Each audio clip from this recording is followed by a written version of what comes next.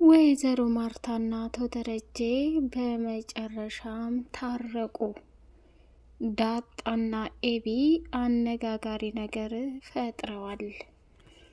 አቶ ደረጀ ለአንዴ እና ለመጨረሻ ጊዜ ወይዘሮ ማርታን ይቅርታ ብሎ በወረቀት ጻፈላትና ያንን ወረቀት እያየች ራሷን መቆጣጠር አቅቷት ከሚባለው በላይ ደረጀ ላይ ሄዳ ጥምጥም አለችና ዳጣና ኤቢ በራፉን በድንገት ከፍተው ሲያዩ ራሳቸውን መቆጣጠር አቅቷቸው በድንጋጤ ፈጠጡ። ወይዘሮ ማርታና ደረጀ እንግዲህ በውስጣቸው መከባበርና መፈቃቀር እንዲሁም መዋደድ ስላለ ይቅርታ ለአንዴና ለመጨረሻ ጊዜ በጣም አጥፍቻለሁ ማርታ ለልጆቻችን ስትይ ብሎ በጻፈው ወረቀት ላይ ስታነብ እሷም ራሷን መቆጣጠር አቃታትና የኤቢና የዳጣ እንዲሁም ደግሞ የቤተሰቡ ችግር በከባድ ሁኔታ አሳሳቢና ራሷን መቆጣጠር አቅቷት እያሰበች ነበር። መጨረሻም ላይ ወደ ክፍሉ ገባችና ደረጀ አንድም ቀን እንደዚህ ፈርቼ አንገትን ደፍቼ አንተን አያለሁ ብዬ በፍጹም አልጠበቅኩም ነበር። ግን ከምታስበውና ከምነግርህ በላይ እጅግ በጣም ዋጋና መስዋዕትነት የተከፈለበት ህይወት እንደዚህ መሆኑ በጣም ያሳዝናል። ከምትለውና ከምታስበው በላይ እኔ ላንተ ያለኝ ፍላጎትና ስሜት እጅግ በጣም ከባድ ነበር። አንተ ደግሞ እያንዳንዱ ለተፈጠሩትና ለሆኑት ነገሮች በሙሉ ያደረክብኝ ግፍና መከራ በቀላል ይቅር የሚባል ነገር አይደለም። በጣም አስከፍተኸኛል። እንዴት በእኔ ላይ እንደዚህ ትሆናለህ? አሁን ላይ ልነግርህ የምፈልገው ነገር ከመዲ እህቴ ጋር ወደ አሜሪካን ሀገር መሄድ እፈልጋለሁ። ስለዚህ በእርግጥ በዛው ብቀር ደስ ይለኛል፣ ግን የተወሰነ አእምሮዬን አረጋግቼ ከተመለስኩኝ በኋላ የምናደርገው ሀብትና ንብረት መካፈል ነው። አንተም ያላደገውን ልጅህን የሰላምን ልጅ ማሳደግ አለብህ ብላ ተናገረችው። አቶ ደረጀ በውስጡ የያዘውን እሳት በአፉ ለማውጣት እጅጉን በጣም ተቸግሮ ብዙ መጻፍና ብዙ ማውራት የሚባለው ነገር በህሊናውም ስለሌለ የምትለይ ነገር ካለ ለአንዴና ለመጨረሻ ጊዜ ነው ልጠይቅህ የመጣሁት ብላ ስትለው ደረጀም እንግዲህ ይቅርታ የሚለውን ጽሁፍ ስታይ ወይዘሮ ማርታ በጣም ደነገጠችና ፍጥጥ ብላ ማየት ጀመረች። እሱም ደግሞ በጣም አዘነ። የሚለው ሁሉ በጣም ግራ ገባው። እሷም ሙሉ ለሙሉ ፊቱን ለመመልከት በጣም ተቸግራለች። ሰላም ሰላም! ውድ የተከበራችሁ የተወደዳችሁ የአዜቱ ቤተሰቦች እጅግ በጣም ተወዳጁና በጉጉት ስንጠብቅ የነበረው የዳጣ ድራማ እንደቀጠለ ይገኛል። ቻናሉን ላይክ፣ ሰብስክራይብ እያደረጋችሁ ለምታበረታቱኝ እናመሰግናለን። እጅግ በጣም በጉጉት የምንጠብቀው የዳጣ ድራማ እንግዲህ ከባድና አነጋጋሪ ነገር ይዞ መጥቷል። በጣም በሚያሳዝንና በሚገርም ሁኔታ ባልታሰበና ባልተጠበቀ መልኩ እንግዲህ ኤቢና ዳጣ አቶ ደረጀን ከብዙ ልፋትና ድካም በኋላ ሰላም ወርዶ እንዲታረቁ ብዙ ዋጋ መስዋዕት ከፍለው ነበር። ደረጀ ይቅርታ ብሎ በጻፈው ጽሁፍ ብቻ ወይዘሮ ማርታ እንግዲህ ምንም አልቻለችም እና አንተ እኮ ለእኔ ግርማ ሞገሴ ነህ፣ አለሜ ነህ፣ ስለዚህ ይቅርታ ብላ እሷም እቅፍ አድርገው በደስታ እየዘለሉ ይገኛሉ። ዳጣም ያየችውን ነገር ማመን አቅቷት ለኤቢ ስትነግራት ኤቢም በጣም ደስ አላትና ለአባቷ ብዙ ዋጋና መስዋዕትነት ከፍላለች። ወይዘሮ መድኃኒት ከመጣች በኋላ እጅጉን በጣም አስፈራርታውና እሱን እንደምታዋርደው አሁንም ቢሆን በእህቴ ላይ የሰራኸው ጨዋታ ዳጣ የማን ልጅ እንደሆነች በቅርቡ የምደርስበት ይሆናል። ለእኔ ምንም ቢሆን አታመልጠኝም። እንዲሁም ደግሞ በእህቴ ላይ ስትጫወትበት የነበረውን ታሪክ በሙሉ ዋጋ አስከፍልሃለሁኝ ብላ አለችው ማለት ነው። ኤቢም እንግዲህ መድኃኒትን ይዛ ስታፈርጣት ደረጀም እጅጉን በጣም አዝኖና ተገርሞ ስለነበር በጣም በሚገርምና በሚደንቅ ሁኔታ ራሱን መቆጣጠር አቅቶት መድኃኒትንም በጥፊ መታት። ውሃዬም በሚገርም ሁኔታ ዱላ ይዛ መጣችና አክስቷን ልትደበድባት ስትል አቶ ደረጀ እንቅ አድርጎ ያዛት ማለት ነው። መድኃኒትም እንግዲህ ተያያዙና ሲነጫጩ በጣም በሚገርም ሁኔታ ራሷን መቆጣጠር አቅቷት፣ ኤቢ እኔ እኮ አክስትሽ ነኝ፣ እንዲህ ይህን ያህል ቀጥ ብለሽ ትማቻለሽ፣ ትሳደቢያለሽ ብዬ አንድ ቀንም አስቤው አላውቅም። አሁን ላይ ግን ምን ያህል ክሬዚ እንደሆንሽ ተረድቻለሁ። ጭራሽ ለእናትሽ የማታስቢ ለአባትሽ ብቻ እንደ ስሜት የምትነጅ ጉደኛ ሴት ነሽ ብላ አለቻት።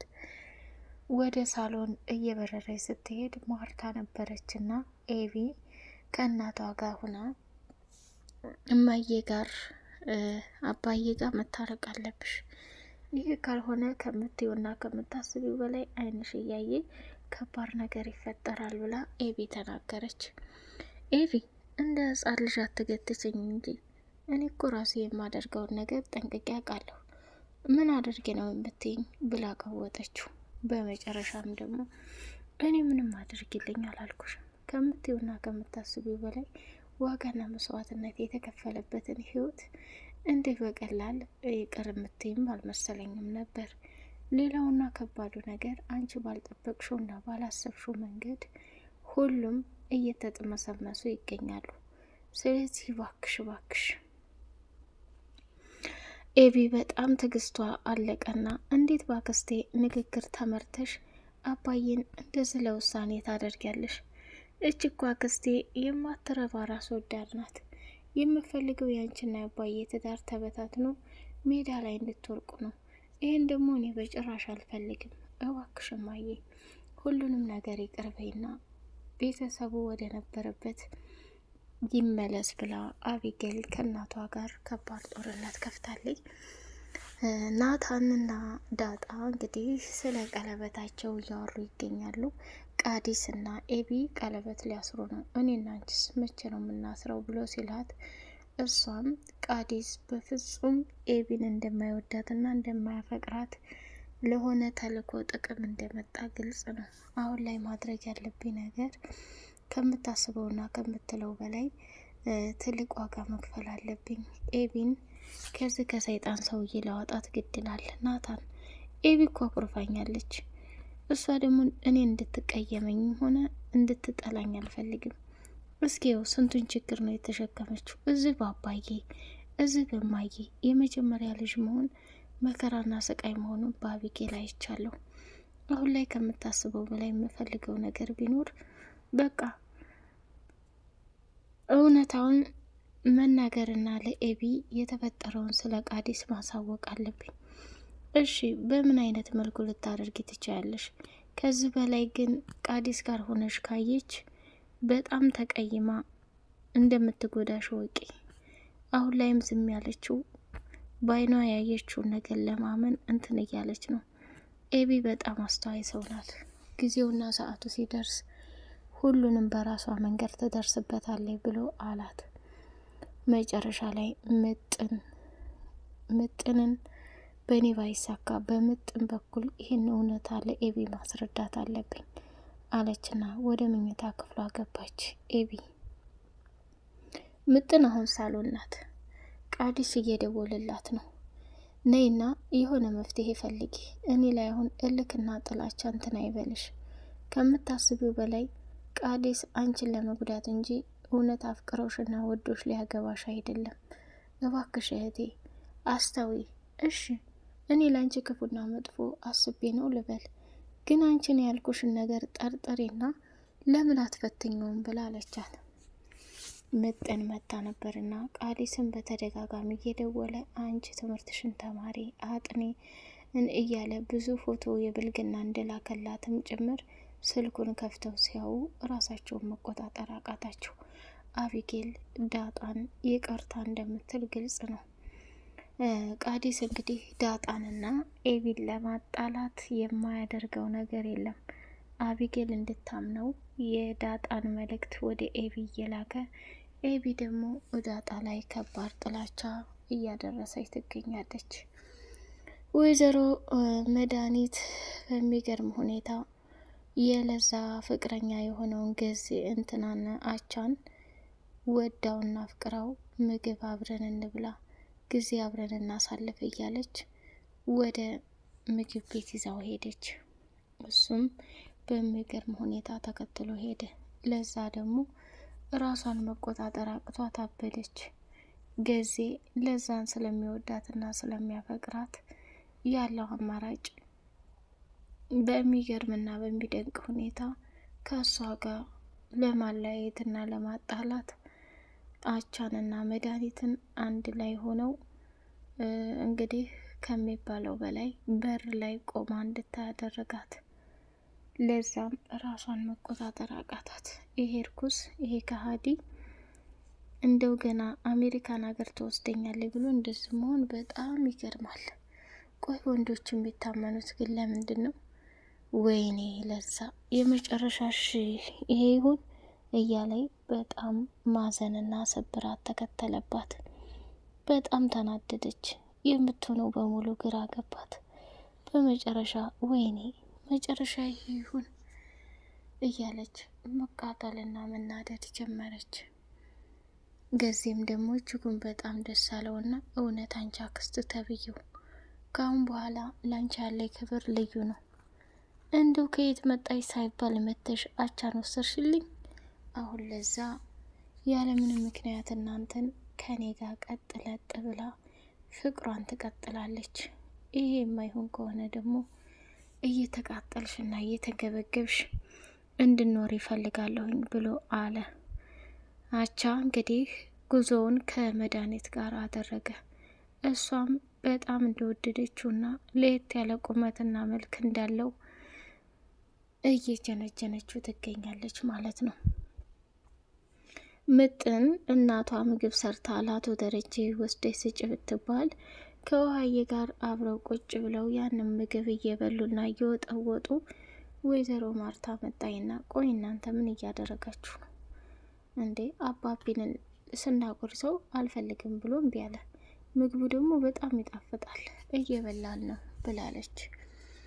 ወይዘሮ ማርታ እሱ ምግብ የማን ነው ማን ያመጣው ብላ ስትል ምጥን እማየነች ወስደሽ ላቶ ደረጀ ስጩ ብላ።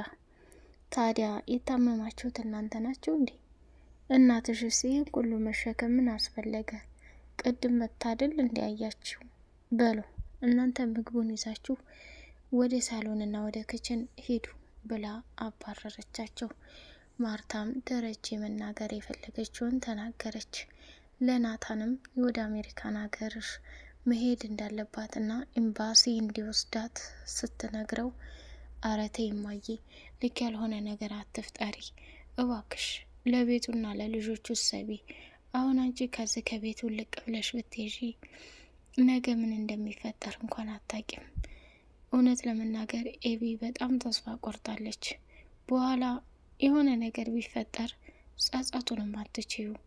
እንደው የመድኃኒትን ወሬ እየሰማሽ ቤትሽን ትተሽ ከሀገርሽ ባትወጪ በጣም ደስ ይለኝ ነበረ ብሎ መናገር ጀመረ።